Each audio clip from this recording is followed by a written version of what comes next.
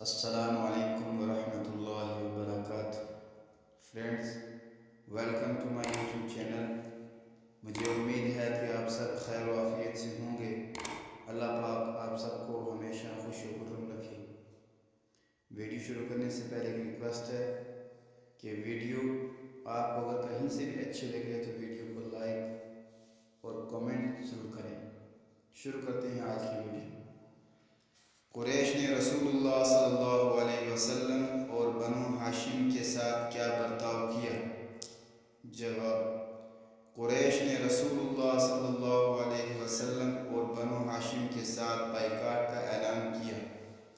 سوال نمبر 54، قریش نے بائیکاٹ کا اعلان کس طرح کیا؟ جواب: قریش نے بائیکاٹ اس طرح کیا کہ ایک صحیفہ معاہدہ لکھ کر بیت اللہ میں لٹکا دیا۔ سوال نمبر 55، اس صحیفے میں کیا لکھا گیا تھا؟ جواب: صحیفے میں یہ لکھا گیا تھا، رسول اللہ صلی اللہ علیہ وسلم کے تمام رشتہ داروں سے میل جول چھوڑ دو، انہیں گلی کوچوں میں پھرنے نہ دو، کوئی چیز ان کے ہاتھ نہ بیچو۔ سوال نمبر 56، معاہدہ صحیفہ کس نے لکھا تھا اور رسول اللہ صلی اللہ علیہ وسلم کی بد دعا پر اس کا کیا حال ہوا؟ جواب: صحیفہ بغیض بن عامر نے لکھا تھا اور رسول اللہ صلی اللہ علیہ وسلم نے اس کے لیے بد دعا کی، جس کی وجہ سے اس کی انگلیاں شل ہو گئیں۔ سوال نمبر 57، بائیکاٹ کے بعد بنو ہاشم اور رسول اللہ صلی اللہ علیہ وسلم کہاں سمٹ آئے؟ جواب: بنو ہاشم اور بنو عبد المطلب خواہ مسلم ہو یا کافر، شیب ابی طالب گھاٹی میں سمٹ آئے۔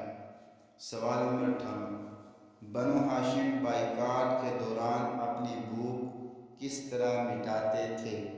جواب: وہ درختوں کے پتے اور چمڑے کھا کر اپنی بھوک مٹاتے تھے۔ سوال نمبر 59، رسول اللہ صلی اللہ علیہ وسلم اور ان کے خاندان کے ساتھ کتنا عرصہ بائیکاٹ رہا؟ جواب: 3 سال۔ سوال نمبر 60، صحیفہ کس طرح چاک ہوا یعنی ختم؟ جواب: